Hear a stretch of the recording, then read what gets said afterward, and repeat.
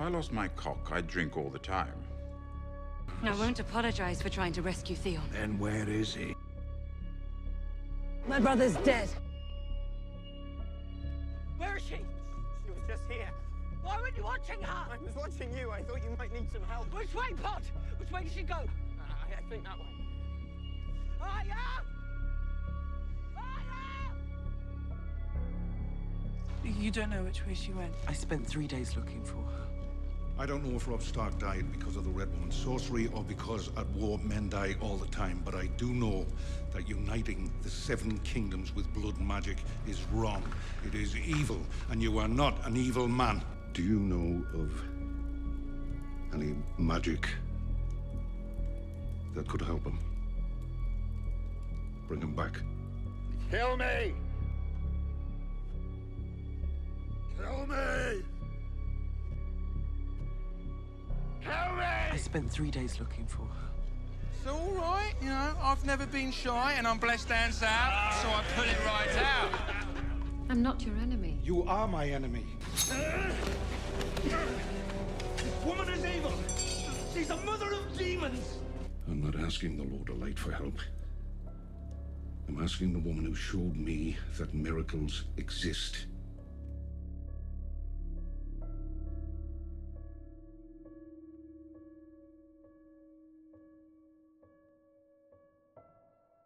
I spent 3 days looking for her.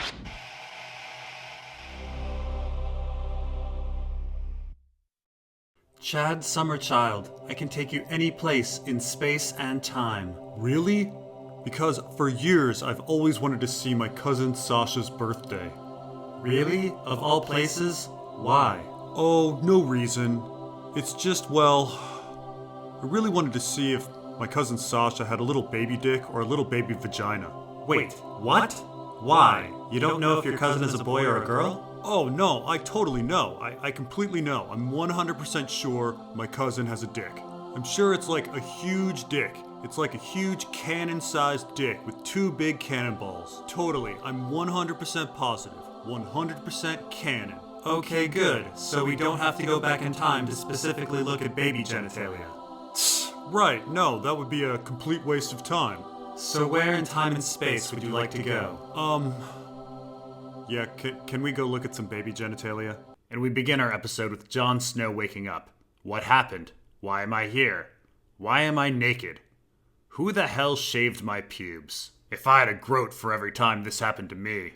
And then Melisandre asks if Jon remembers anything. But no, he was roofied. And then Davos says, "Whoa, you came back from the dead, that's crazy," even though he arranged the whole thing. And Jon is incredulous. He did what he thought was right, and he was murdered for it. That is weird. Usually when someone believes that they're right, they're bulletproof. Anyway, Jon Stoneheart goes out to talk to Tormund, and Tormund tells him that he has a really small penis. I imagine at this point Jon must assume that Tormund shaved his pubes. And then Ed makes a comment about Jon's brown eyes. Despite already collapsing naked onto Davos and talking about his penis with Tormund, somehow this comes off as the more homoerotic scene. Meanwhile, Gilly and Sam are heading to Old Town, and Sam is getting sick, I suppose, from the really bad conversation. Anyway, Sam says that Gilly can't really stay at the Citadel, but will have to stay at Horn Hill. Wait a minute, is that Gilly's baby? Yes, I think it is. That baby is only like 6 months old. Gilly gave birth Season 3, Episode 3. Waldo went through an entire pregnancy just in Season 5. This is getting really frickin' ridiculous. Maybe the baby is only 6 months old, and Fat Waldo let everyone know that she was pregnant at 8 months. What was that? Was that the wind? That's the Tower of Joy down there. My Aunt Jenny used to be Lyanna Stark's handmaiden. She used to change her chamber pot. Maybe we'll finally get to see if Sasha has a penis or a vagina. Why are you telling me all of this? I'm the Three-Eyed Bro, a 1,000-year-old, all-knowing Uber dog. Oh, right, sorry. And that's Sir Oswell Went. My father says he has a really bad handshake, like a dead fish. Yep, still an all-knowing dog. Oh, now it begins. Now it ends. Ugh! I think I need to change my armor. Oh, 2 swords. 2 swords are always better than 1.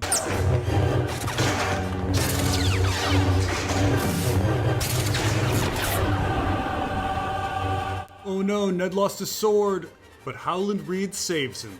So what's in the tower? What's in the fucking tower? Time to go. Hey Ned, If you happen to see another baby in there, can you check if it has a penis? Hey, why'd you bring me back? I was distraught that the show decided to include the time travel aspect from the book. And so Danny has made it back to Vastoth Rock, which for some reason has lost most of its vegetation. I guess they cut down all of the trees to build all of these advanced houses that they didn't have first season either. She then meets Alice Cooper, who interestingly downplays the whole stallion that mounts the world prophecy, and she tells her that a cosplay convention will then determine her fate. Next we get this extra scene where Varys turns an informant. Now before you think that Varys is really charitable, it should be noted that he's sending her to Pentos, the city of Illyrio.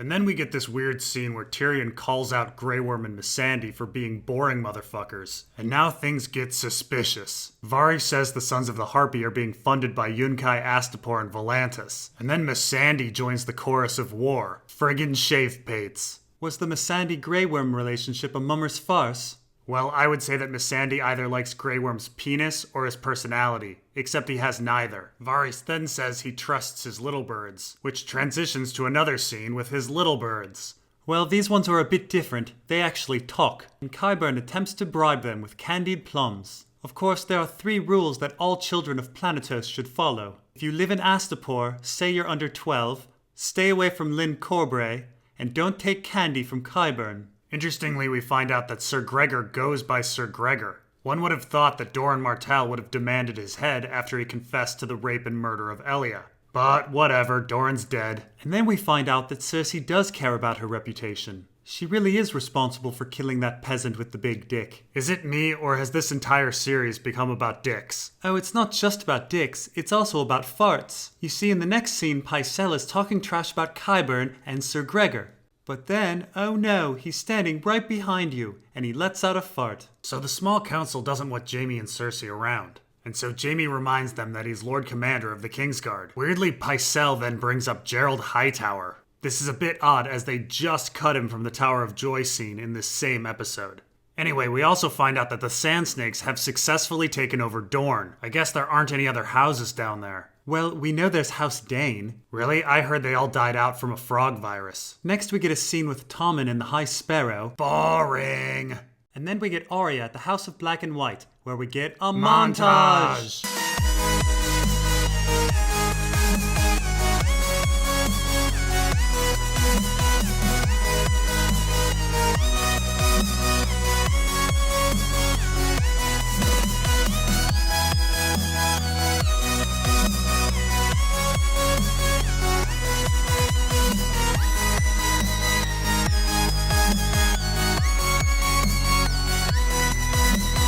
As cheesy as this music is, before we had You're the Best Around from the Karate Kid, but alas, copywriting screwed up the video.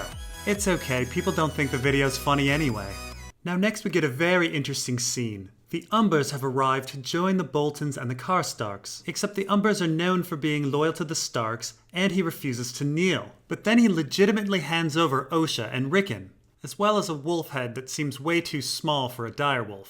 Either way, Small John Umber is an idiot. He either decided to join Ramsay and then act insubordinate by not kneeling, or he's planning on turning on Ramsay, except that he just handed over Rickon Stark. Ramsay is a frickin' psychopath. There's like an 80% chance that he would just flay Rickon right there. Whatever the case, for Ramsay, everything's coming up Millhouse. And since we haven't really had any main characters die this episode, let's go to the Wall. Jon has decided to execute the mutineers. Of course, Jon was stabbed by 6 men with over a dozen people watching. Incidentally, he has 7 stab wounds. But I do wonder why these other guys got off. Now, we all agree that Alistair Thorne went out like a rock star, and it seems we all hate Ollie, maybe because he's a ginger. But to be fair to Ollie, let's remember what happened to him. Mother says it's time to eat. What's she got boiling? No, wait, let me guess. Potatoes. Well, no one boils a potato better than your mum. She got... Diamond! Hide! Hide!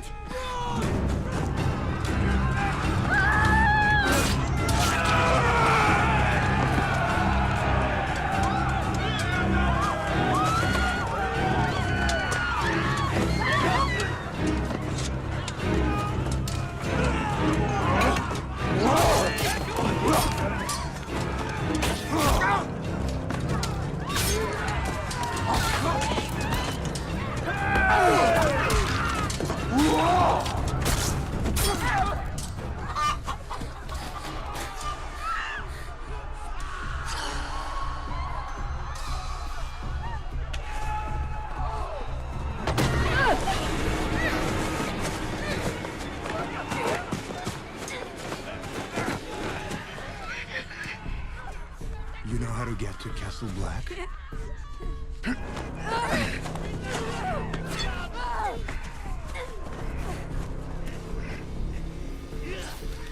Those your parents? Open your eyes. I'm going to eat them. Do you hear me? I'm going to eat your dead mama, and I'm going to eat your dead papa. Go tell the crows at Castle Black. So yeah, John killed that boy, and then he hands over the command of the Night's Watch to Ed without an election. Wow, Brandon, you really ended this one on a downer. That's Game of Thrones. You start with this, and you end with this.